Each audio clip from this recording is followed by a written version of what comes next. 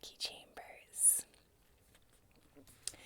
So I first read The Long Way to a Small Angry Planet in October of 2022, and I absolutely loved it, and I was completely heartbroken that my library only had the first book. So I knew darn well I was going to buy the whole thing, and I have a good friend that I call, and we chat on the phone every Monday. And so I was telling her about this book that I absolutely adored, and she said that it sounded like a perfect vacation read. So she bought the first book, this copy, and I told her that if I was wrong and she didn't like it, that I would buy the book from her. And I was not wrong. She did like it, but she didn't want to keep it. So she gave it to me, which was really, really nice of her. So now I have my own copy.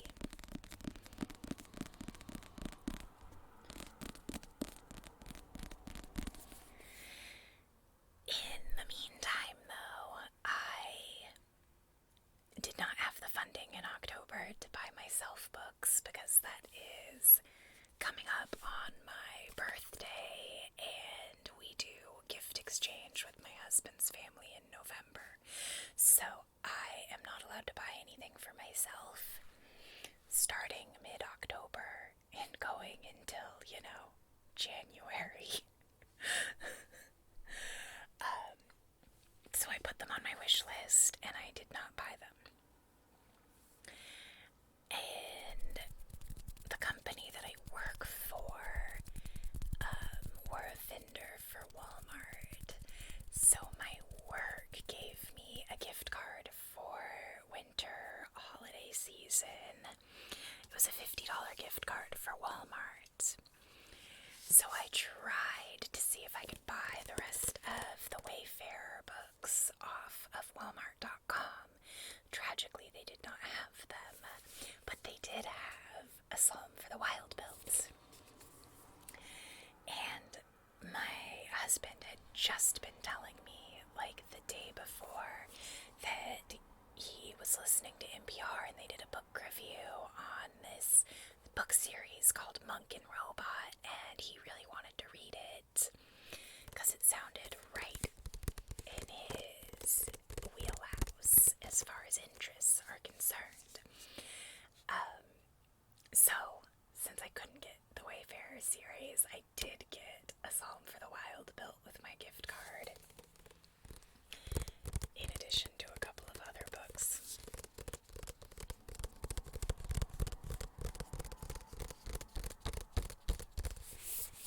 So I read the first in the Monk and Robot series, and I still hadn't circled back around to Wayfarers, which tends to be how it works for me. If I have book one in a series and then I don't have access to the rest of them, it can take me quite a while to circle back around to reading the rest of them.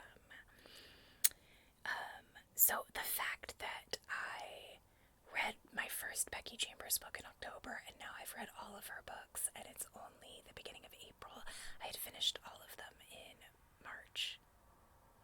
I think I did, anyway. That's a pretty decent sustained interest for me. That's a very quick circle back around. So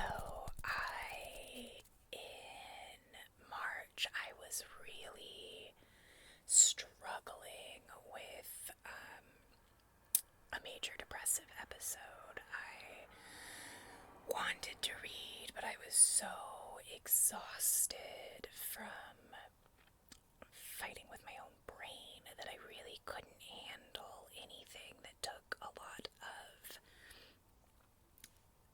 heavy thought. And the books that I was in the middle of reading were Kingdom of Copper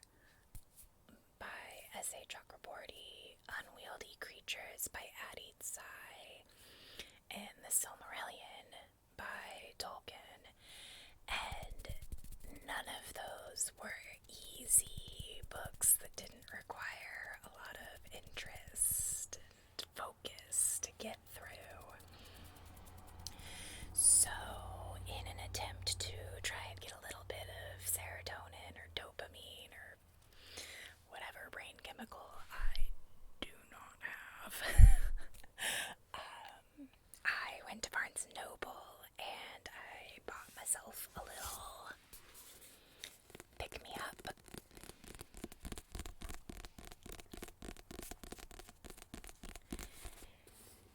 And this was exactly what I needed at that moment. It's, quick, cozy, easy to read. You can put as much or as little thought into these books as you want to, essentially. So, I finished this in like a day, and I put the rest of Becky Chambers' books into the Amazon cart that I share with my husband, just so that I would remember and hopefully take less than 6 months to get to the next one.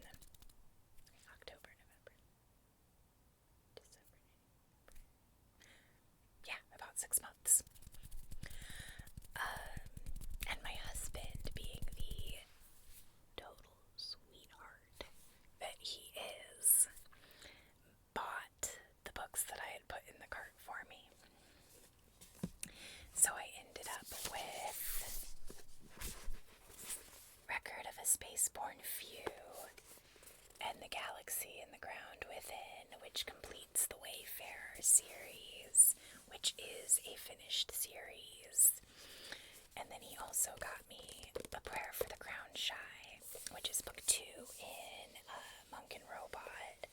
And I don't know if these are going to continue or not. Where this book ends, it could just be done. But these are so character focused rather than plot focused that I think that she could very easily keep going too if she wanted, which is kind of nice. So, even though they're two totally distinct series, I will say that Becky Chambers has a very distinct philosophical through line in her work. She is definitely, they are all given that queer vibe, for sure, for one thing. But she has a very utopian socialist society going on in all of these books. That is part of what I flip and love about them, because it is absolutely what I hope that humans manage to evolve to. I love sci-fi, but I find often, especially in sci-fi TV and movies, that there's a post-apocalyptic dystopian element to the world in the galaxy outside of just Earth. Star Wars, for example. Love Star Wars, but you cannot tell me that a fascist empire being in charge of everything is a good thing. We are all about the Rebel Alliance in this household. Rebel scum for life. So, and as much as I love Star Wars, my personal favorite sci-fi is Star Trek. My mom was a big fan of every iteration of the show. I grew up watching Star Trek, and the Wayfarer series gives me that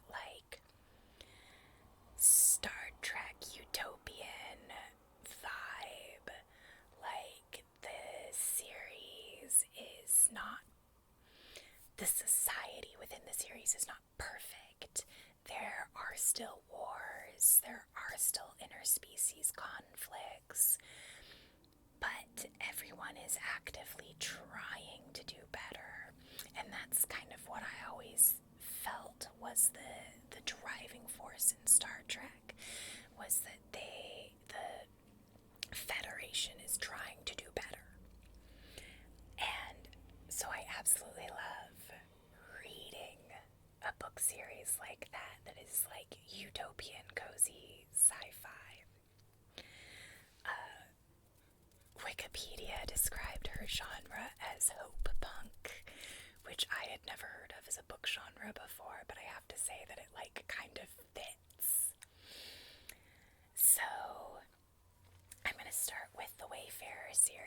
because that's what I read first. So, The Long Way to a Small Angry Planet. This book does all of our world building for us. So, even though each of the 4 books follows completely different characters, you really have to read this one. You have to start at book 1, because otherwise you're not going to have any idea what all of the other species are as you read the rest of the books. And that is about the only thing I don't like in the series, is I do wish that the other books gave us like a little bit more of a refresher in each, because it's like I went 6 months between reading this one and reading the next one. If you'd been reading them as they came out, you'd be going like a year or more in between each one. And that is a long time for me to try and remember specific details.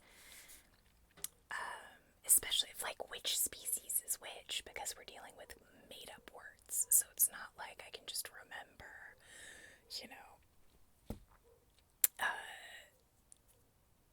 my mind is going completely blank. Moving on. So, this book follows basically a long-haul tunneling crew. Our main perspective is Rosemary, and she is a Martian human. And she is fleeing from Mars to get away from some bad things that her father did. And she changes her name, and she gets this job. And Captain Asher is our fella in charge on this ship. And so he hires Rosemary, and the job that they do is making tunnels through space so that spaceships don't have to travel,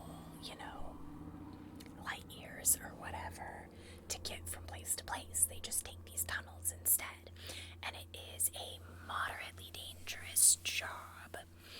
You have to have a Sinnate pair to be able to do it, and that is a different species. The Sinnate pairs use they, them pronouns because it is a sort of ape-like looking species and a bacteria or virus or something that they have that lets them map these tunnels through space and do really complex calculations and stuff like that. And so Sinnate pairs. On this ship we also have an Andrask, which is some sort of like lizard bird thing. They're bipedal, but they do have a tail and scales, and they have like crest feathers, but I think that might be the only feathers they have.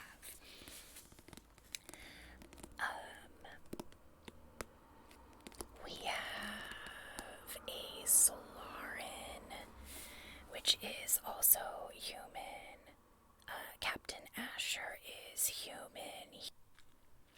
He is Exodin. So humans have been like scattered and apart from each other long enough to like develop distinct cultures. One of the things that I really liked about this series is that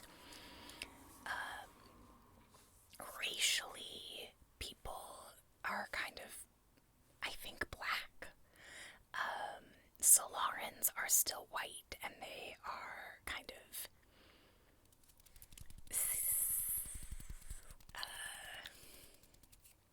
not looked down on by everyone else, but they're considered like sort of stuck up, and they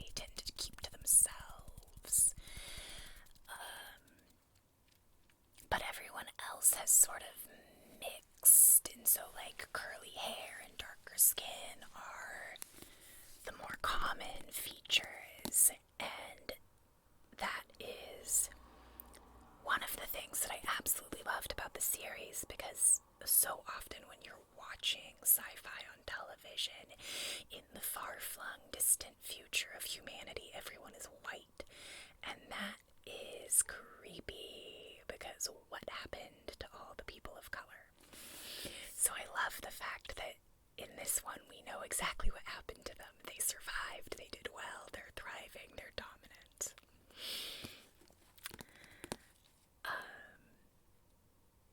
Let's see, who else was on in here? We have an AI character who becomes very important at the end. She is a shipboard AI. And I will talk about her more in a closed and common orbit. So I think that's everyone on the... Oh, another human character that we have is actually from Earth, and I think they call them Gaians in this. And he has dwarfism because the Gaians don't do any medical interventions at all. And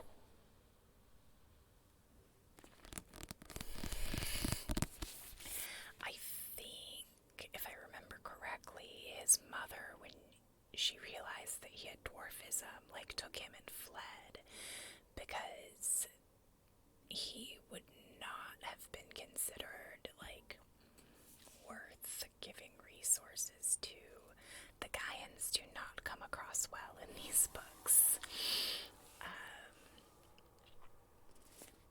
So he is the mechanic or engineer on board.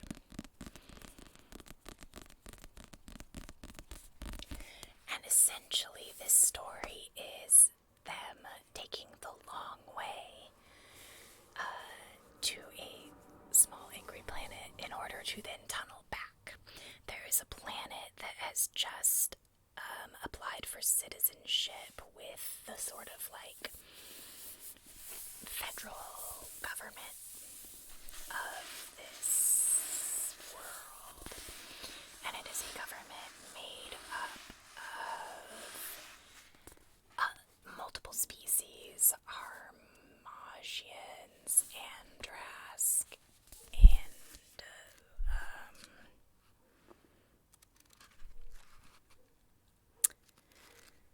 oh gosh, I've totally forgotten the last word.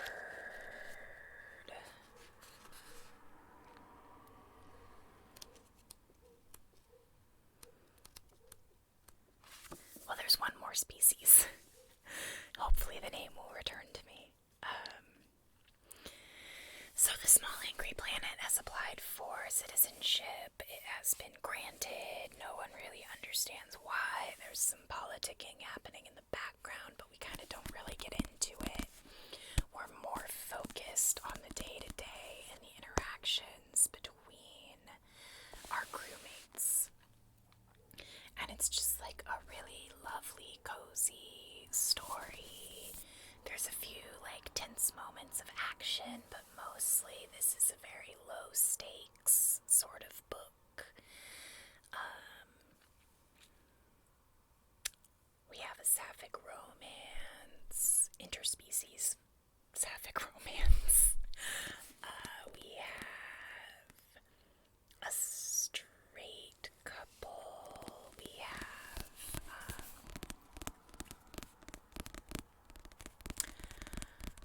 We have some crewmates that absolutely can't stand each other and have to get over their interpersonal conflicts. It's just really nice. It's just a really pleasant book to read. So I think I gave all of these books 5 stars except for Record of a Spaceborne Few. But this one I absolutely loved and will be rereading in the future because it's a new go-to, like, cozy, comforting book.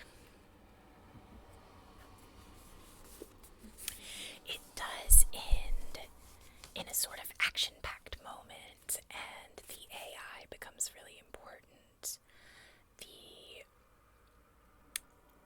The tunnel doesn't go quite right, and in the last moment, their AI gets damaged, and the only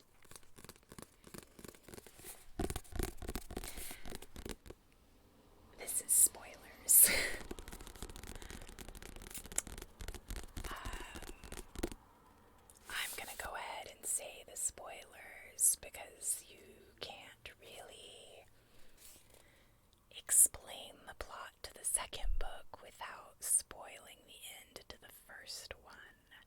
So you have been warned. This is your warning. These are spoilers.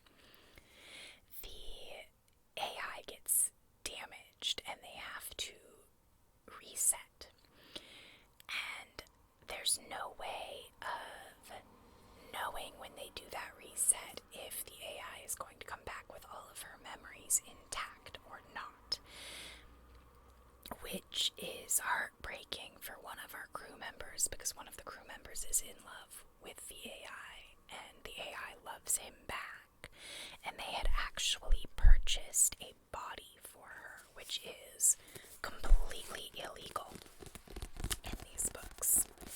AI even, so there's two variations of AI in this universe. There's sentient AI, like the shipboard AI, and then there is limited AI, which would be the sort of things that we have access to now, like ChatGPT style AI that can answer questions, but it isn't thinking. It doesn't have a personality. It doesn't understand the things that it's saying to you. So Lovelace is a sentient AI, and they made the choice to put her in a body. And unfortunately, when they have to reset her, she loses all of her memories and ends up, it's too painful for the person that was in love with her. So she takes the body and she leaves with some of his friends who are known as modders. They are humans that have had modifications. And so A Closed and Common Orbit is all about Lovelace after she leaves the ship and she's trying to get used to this body and she's trying to figure out what it means to be perceived as human. And she's making friends, she's exploring, there's some mental health. Okay, so the battery in my recorder died. What I'd been about to say was that this book is told from two perspectives. So we get Lovelace and we also get Pepper. And Pepper's story is the one that jumps through time, so we get to watch the whole progression of her growing up. And it gives some really good insight into the modder community. And it shows Pepper was essentially a genetically modified person, specifically cloned and grown to work in a factory. So this book has really strong anti-essentially slavery messaging. It's very pro-environmentalism. That is a thread that weaves throughout the stories. But all of these books are all about recognizing humanity in its many forms and creating community and just like be nice to each other is like really a strong overarching theme. And it gets really amplified in Record of a Spaceborne Few. So this one I have kind of mixed feelings about because on the one hand it's the most explicit in its messaging about the kind of community that Becky Chambers is hoping we will eventually create. This takes place on the Exodin fleet ship. So these are people, they were the very last people to flee Earth after environmental catastrophe, and they have lived in space since then rather than colonize a new planet. And it has very strong anti-colonial messaging. something that is in all of these books and will be amplified in the final book, The Galaxy and the Ground Within. But very much anti-colonialism, very much pro-socialism. In the Exodus fleet, absolutely everyone is entitled to a place to live and food, and everyone is expected to work, including the tasks that nobody wants to do, like sanitation, but you don't actually have to. Your neighbors will judge you. You will not be liked if you don't pull your weight. To whatever extent you are mentally and physically capable of doing so. So I loved the things that she was saying about the Exodus fleet, and it is absolutely the place that I hope that humanity eventually gets to culturally. But in terms of the actual, like, these are very character-driven novels. There's not a lot of plot happening in any of them. Closed and Common Orbit probably has the most plot in the progression of the timeline for Pepper, but this one, essentially nothing really happens. So we're just getting different perspectives, and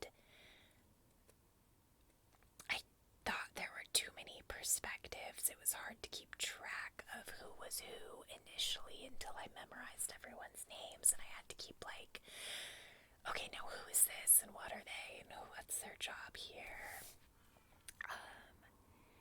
And it wasn't as compellingly readable as the others. The people that it was focusing on, I just, like, ultimately didn't care that much. There were a couple of perspectives that I really liked. I thought that, I'm gonna have to see, Isabel. So Isabel is an archivist. She keeps the history of the Exodans, and she's like a woman, a lesbian in her 70s. Her wife is flippin' adorable. I really liked her perspective. I really liked the perspective of, let's see,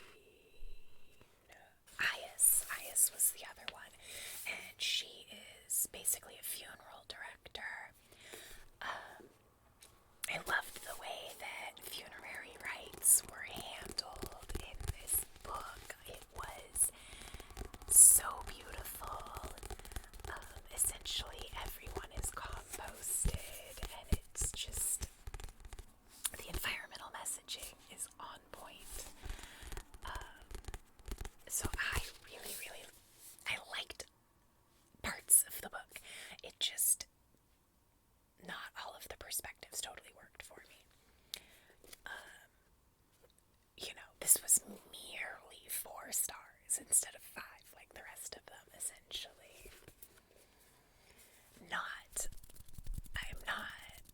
I didn't dislike it. I just didn't think that it was as strong for the characters as the other books in the series. I definitely still like the book.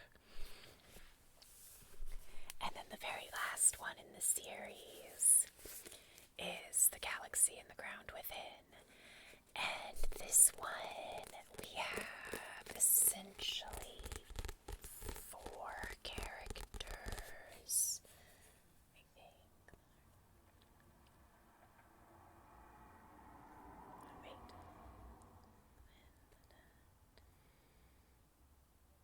Yeah, 4 characters. So in this book, the through line, character-wise, for these stories, in The Long Way to a Small Angry Planet, Captain Ashby's the captain of the ship. The second book follows the ship's former AI, the third book, one of the perspectives is Ashby's sister, Tessa. And then in book 4, it's Ashby's girlfriend. Super secret girlfriend, because she is part of a species that does not believe in interspecies relationships. And that is something that comes up in the book as kind of a central, let's see, Alien. I have no idea how to pronounce the name of her species, which is probably why I had to look it up instead of just being able to remember it. So that's Pei. So we get Pei's perspective, and then there's also Rovig is a Quailon, something like that. He kind of, it sounds like he looks like a giant lobster. And then they're all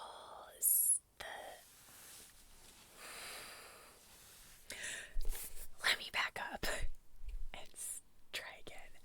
So in the galaxy and the ground within, those tunnels that I mentioned that they build in The Long Way to a Small Angry Planet, the planet that they're on here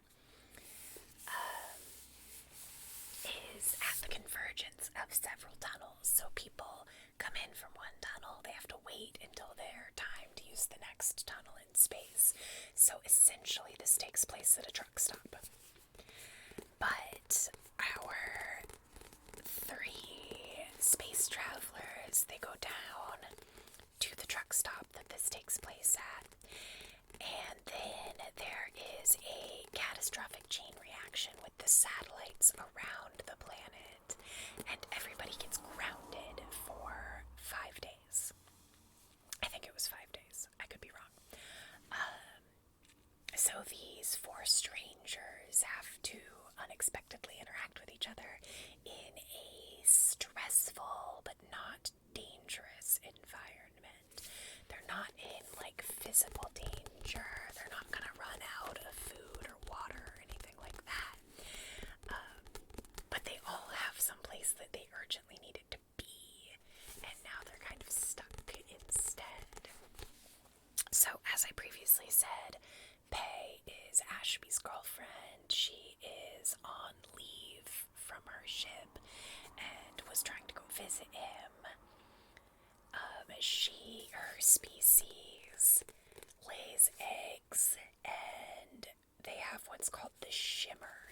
And when they start to shimmer, that means that they are fertile. And it only happens like 2, maybe 3 times in a woman's lifespan. Her species has, so she, like, Pei is female, but they also have male and then 2 other genders. One which is like completely neutral, and a second one that switches between male and female. So I thought that was a really cool detail. And and I mentioned Rovig. He sort of looks like a lobster, and he comes from a species that is like very insular and kind of rule oriented, and he got kicked off of his planet for breaking some of the rules. And then we have our host, who is a Laru, and it kind of seemed like they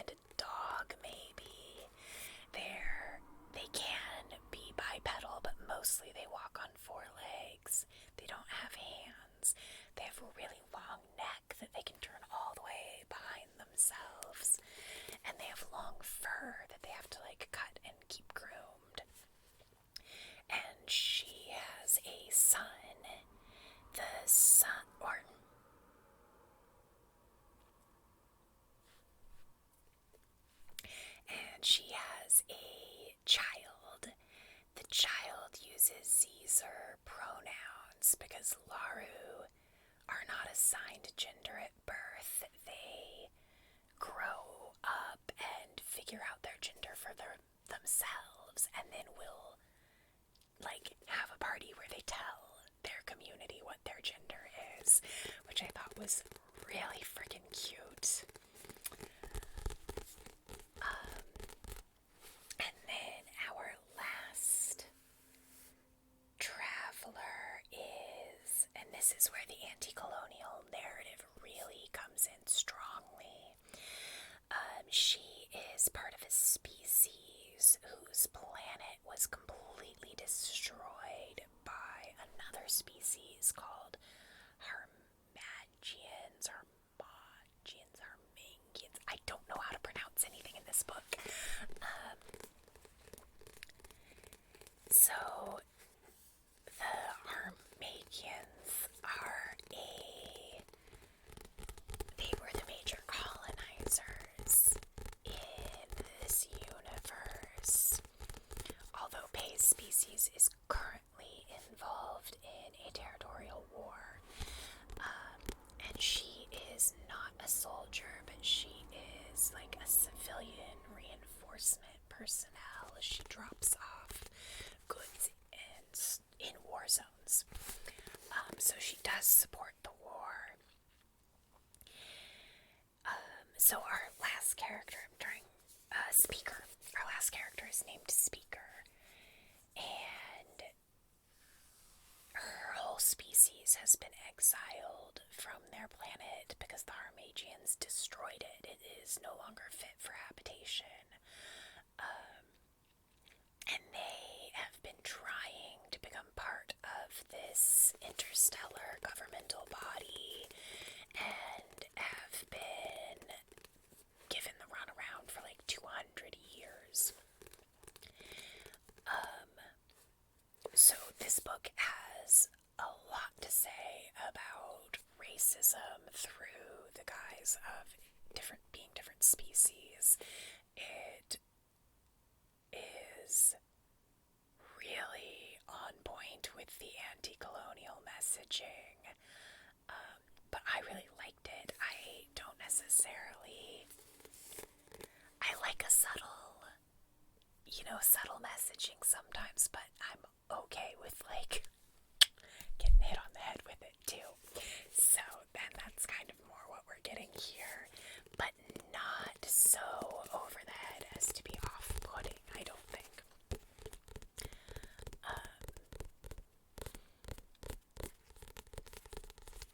So I really loved this series. I think that it is sweet and cozy and low stakes while still having clear political messaging. It was exactly what I needed when I was just too tired to read anything that required more work to get the message out of the story.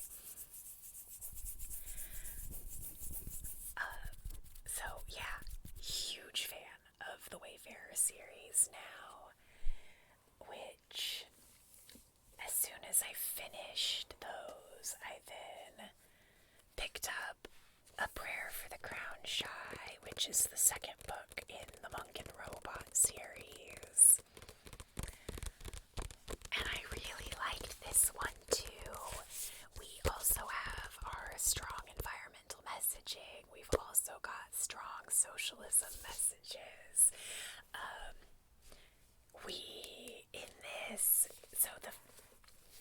A Psalm for the Wild Built, the bulk of the interactions between the monk and the robot take place away from civilization. So you get to see just their interactions with the two of them, but you don't get a lot about the society that our monk comes from, other than that we know that, we get some of the religious aspects. We get that the monk, obviously, is a monk. They are a tea monk specifically, so their role in society is to travel between villages and make tea and listen to people.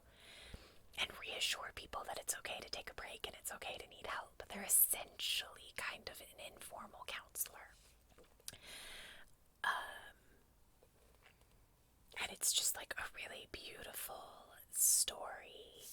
But in A Prayer for the Ground Shy, we are now in society.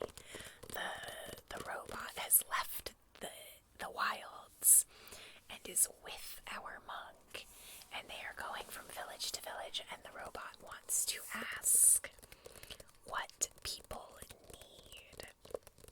And it's such a beautiful question in that it is really too open-ended to answer, and I love that. One of my favorite things about this book is we get an explanation for the monetary system that society now uses. So instead of exchanging goods or money, what people do is they give you pebs, which used to mean pebbles. And it is essentially an acknowledgement of a good deed. So if you make someone happy, they will give you pebs, and then if someone makes you happy, you give them pebs, and it's just like, it's so sweet, and it is everything that I would love for humanity to eventually be able to achieve. And they're like, when I first reviewed them on Goodreads, I think what I said was too sweet to actually be believable, which is, I mean, maybe true, but I want to believe. And this is what I mean when I say I definitely have a crush on Becky Chambers now, because I love the way that her mind works, that we can see through these books. They are all overtly queer. The monk in Monk and Robot uses they them pronouns, and it is the only book, or I guess two books, only book series I have ever read with a character that uses they them pronouns whose biological sex is never identified. So they really, truly are just they them. You can't accidentally misgender them in your head because we have no hint as to what they look like. And I freaking love it. I love the ambiguity. I love that we have to respect their pronouns. And it definitely was a deliberate choice that Becky Chambers made to give us nothing. And our robot also has no gender. So Moscap thinks of itself as an object and uses it, which I do have to admit makes me kind of uncomfortable, because Moscap feels like a person to me, and we see our monk kind of have some of that same discomfort with feeling like they are a person, but not always knowing how to treat them or how they want to be treated. And whenever they have moments like that, they talk it out, and I love it. The effort that they both put into making sure that they are comfortable, and it's what makes the books really sweet and heartwarming to read. That they are super idealized. They are definitely, absolutely an ideal society, and ideal interactions between people. And like, there's still conflict, there are still things that they have to work out, but it's a really delightful roadmap for what maybe we can accomplish someday. I want to live in hope, and I adore Becky Chambers for giving me that hope. So I hope that you all will check out her books. I think that they're really worth reading, especially, I would say, if you are Firefly-ish, but definitely if you are a Star Trek fan, give these books a try. If you like sci-fi, but you think it's a little